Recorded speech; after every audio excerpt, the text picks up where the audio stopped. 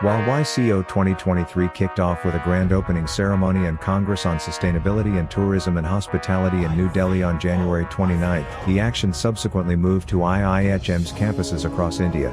After round 1 of the competition, for the grand finale and closing ceremony, all the participants gathered on IIHM's global campus in Kolkata, where one of the key events to look forward to was the United World of Young Chefs.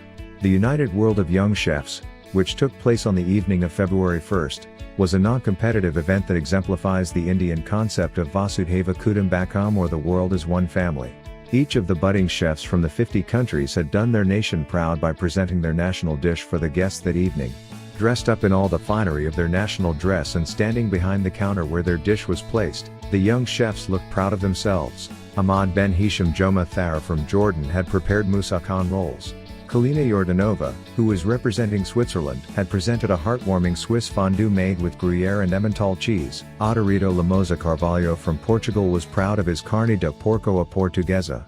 Other lip-smacking dishes that could be sampled at the United World of Young Chefs included the iconic Singapore chicken rice, and Gaim Nasar from Iran. India was well represented by the classic Bengali combo of bitki paturi, mung mohan dal, aloo juri bhaja, and ghee rice. It's an emotional moment to see these rising chefs from so many countries coming together under one umbrella and sharing their glorious culinary heritage with each other.